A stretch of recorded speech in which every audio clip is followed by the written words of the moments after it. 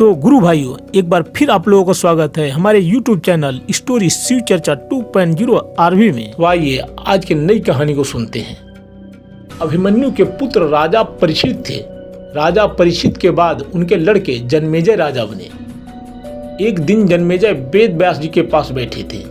बातों ही बातों में जन्मेजय ने कुछ नाराजगी से वेद व्यास जी से कहा कि जहां आप समर्थ थे, भगवान श्री कृष्ण थे, भीष्म पितामह, गुरु द्रोणाचार्य, कुल गुरु कृपाचार्य जी, धर्मराज युधिष्ठिर जैसे महान लोग उपस्थित थे, फिर भी आप महाभारत के युद्ध को होने से नहीं रोक पाए और देखते ही देखते अपार जन धन की हानि हो गई। यदि मैं उस समय होता तो अपने पुरुषार्थ से इस विनाश को होने से बचा लेता।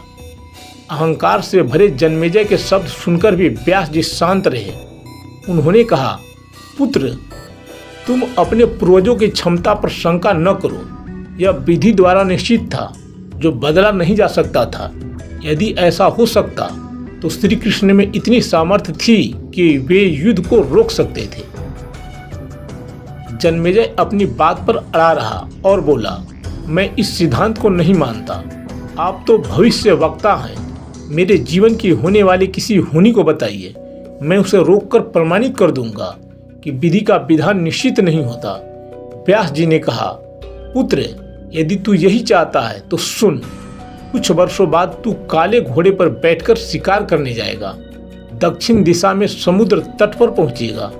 वहां तुम्हें एक सुंदर स्त्री मिलेगी, जिसे तू महलों में लाएगा और उससे विवाह करेगा। मैं तुमको मना करूंगा कि ये सब मत करना, लेकिन फिर भी तुम यह सब करोगे। इसके बाद उस लड़की के कहने पर तू एक यज्ञ करेगा।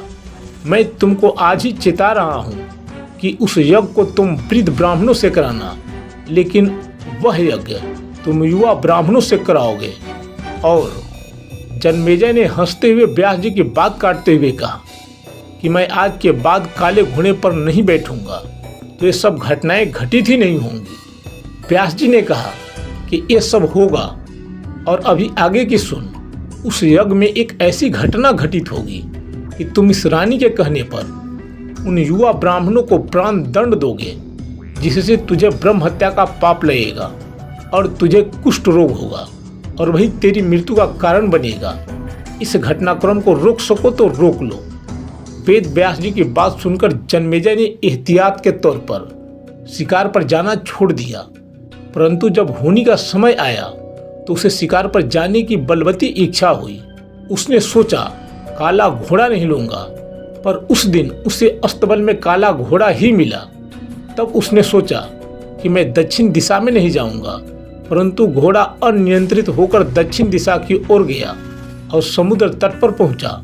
वहां पर उसने एक सुंदर स्त्री को देखा और उस पर मोहित हुआ। जन्मेजय ने सोचा कि इसे लेकर महल में तो जाऊंगा, लेकिन शादी नहीं करूंगा। परंतु उसे महलों में लाने के बाद उसके प्यार में पड़कर उससे विवाह भी कर लिया। फिर रानी के कहने से जन्मेजय द्वारा यज्ञ भी किया गया। उस यज्ञ में युवा ब्राह्मण ही रखे गए। किसी बात पर युवा ब्राह्मण रानी पर हंसने लगी। रानी क्रोधित हो गई और रानी के कहने पर राजा जन्मेजय ने उन्हें प्राण दंड की सजा दे दी। फलस्वरूप उसे कोढ़ हो गया। अब जन्मेजय घबरा गया और तुरंत व्यास जी के पास पहुंचा और उनसे जीवन बचाने की प्रार्थना करने लगा। वेद व्यास जी ने कहा कि एक अंतिम अवसर तेरे प्राण बचाने का और देता हूँ। मैं तुझे महाभारत में हुई घटना का श्रवण कराऊंगा, जिसे तुझे श्रद्धा एवं विश्वास के साथ सुनना है। इससे तेरा कोढ़ मिटता जाएगा। परंतु यदि किसी भी प्रसंग पर तूने अविश्वास किया तो मैं महाभारत का प्रसंग रोक दूंगा और फिर मैं भी तेरा जीवन नहीं बचा पाऊंगा। याद रखना, अब तेरे पास यह अंतिम अवसर है। अब तक जन्मेजय को व्यास जी की बातों पर पूरा विश्वास हो चुका था, इसीलिए वह पूरी श्रद्धा और विश्वास से कथा श्रवण करने लगा।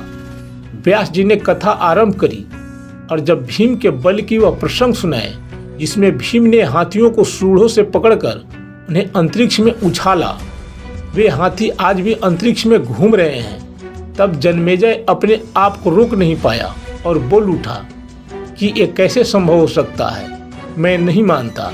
व्यास जी ने महाभारत का प्रसंग रोक दिया और कहा कि पुत्र, मैंने तुझे कितना समझाया कि अविश्वास मत करना, परंतु तुम अपने स्वभाव को नियंत्रित नहीं कर पाए, क्योंकि यह होनी द्वारा निश्चित था।